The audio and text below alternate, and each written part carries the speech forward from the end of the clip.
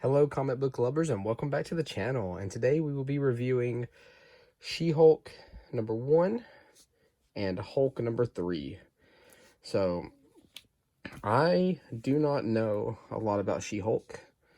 All I know is I'm pretty sure that this book came out to capitalize on the fact that a new She-Hulk show is coming out, and yeah, so let's get on into it. So first and foremost, this cover is drop dead gorgeous.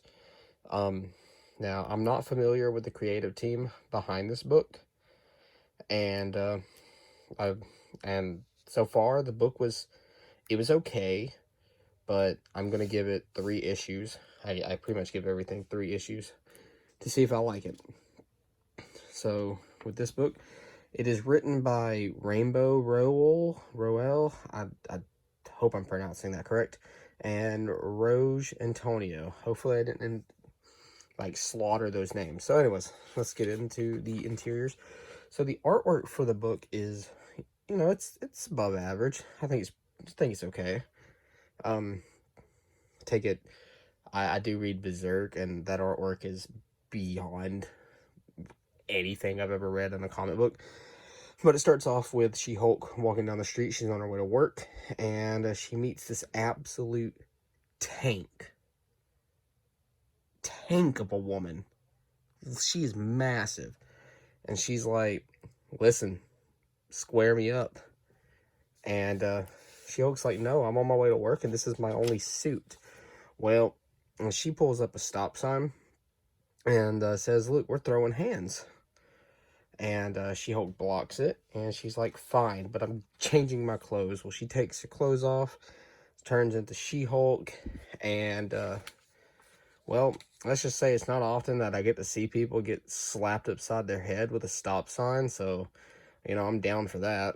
Well, anyways, we carry on with the fight, and She-Hulk decides that, look, I'm going to throw you into a trash pile, and then I'm going to choke you out. So the fight continues, and it finally stops when She-Hulk's like, "Look, I don't want to have you arrested, but pretty good stress reliever, so listen, Fight Club, first rule Fight Club, you don't talk about Fight Club."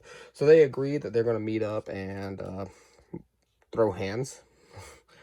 I guess every day. I guess I'll find out. So their interaction ends, and she goes on to work. She gets back into her suit, and her boss, who is total ass, but I guess that's just normal for comic book bosses, I guess. There. And after that, she gets told what her job is, and then she goes back to her hotel room, and that is the Wasp. And I'm assuming that she used to be a thing with She-Hulk. I gotta let y'all know, I don't know nothing about She-Hulk as a character. So, like, obviously this is what I'm thinking, that there used to be a thing. Well, she tells her that she can stay here for as long as she needs. There's some money and the cookie jar, and there's some of her old clothes here. And she goes into the closet, and boom, clothes. And she's like, "Hallelujah!" So then she gets out of those clothes and she starts taking a bath, and we get a panel of her in the bathtub because yes, apparently that's what we all need. Anyways, so after that, this guy walks in, and I guess he was apparently supposed to be dead, and that's where this book ends. And I thought it was an okay book. It was a decent start, but after Ben Reilly's Spider-Man 1, man, it's gonna be hard to top that for me for a minute. Then we get the Hulk number 3, and if y'all haven't been reading Donny Cates' Hulk, it seems to be one of those series where you either love it or hate it. I personally love it. At first, I was like, what? Then I reread issue 1, and I was like, okay, the fact that Hulk is a freaking spaceship, pretty much, that's insane. So what's going on is Bruce Banner has practically split his psyche. So Hulk is like a mech suit, pretty much. And then inside, the captain of the ship is Bruce Banner. And then he's using Hulk's anger as the fuel to keep this moving. which is insane. I don't even really know how to explain it, but the whole point of this is, what if Hulk exists to save us from Bruce Banner? So, let's get into it.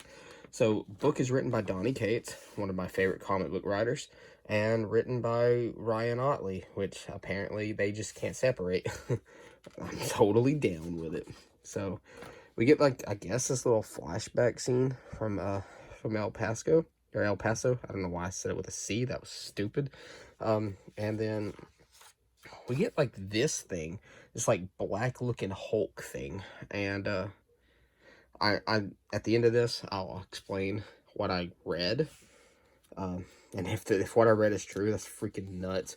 Well, I'm assuming that this is Bruce, the Bruce Banner that we know, and which I'll get to that in a second. But so back to what's been going on is Hulk traveled through an interdimensional portal pretty much to try to escape the Avengers in his timeline, and he was pulled through by this guy. And this guy is actually Bruce Banner as well. So what's crazy is that we find out that, you see, you got Hulk fighting Wolverine. Sorry, I'm just easily distracted. So Hulk is fighting Wolverine, but that's not even real. That's like inside Hulk's mind. So what's been going on is this Bruce Banner succeeded in his gamma radiation research. Obviously, ours did not, and that's why he became the Hulk. But problem is, he pretty much caused the death of the world.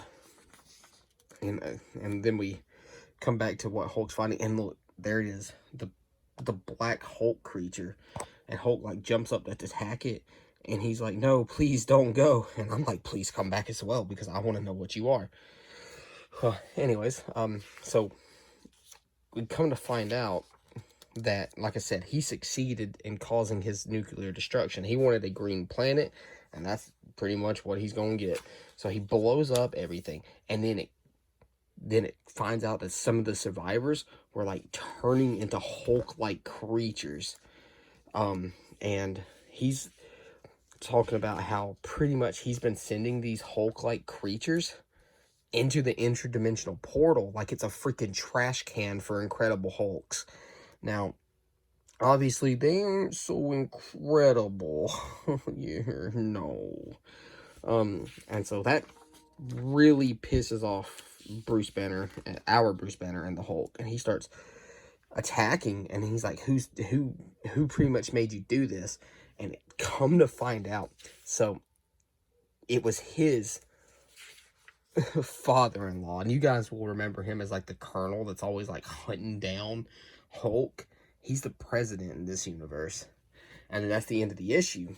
So now let me explain to you what I found out. So apparently that black Hulk creature is going to be like the Null of the Hulk universe, which, if y'all don't know what Null is, I highly recommend y'all go read Donny Cates' Venom run, or King in Black. That'll give y'all an idea. So Null is the god of symbiotes. So, like, imagine if there's like a god of Incredible Hulks, and that's what we're getting. And then I found out that I thought this was going to end in 6 issues, but I guess it's not. And this is all leading up to like Hulk versus Thor, which is going to be crazy.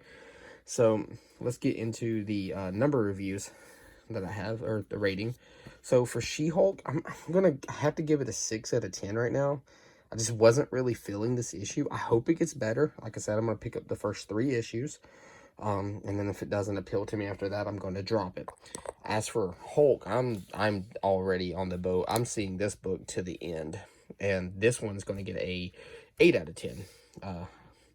Honestly, it's probably my second favorite book I picked up of the week.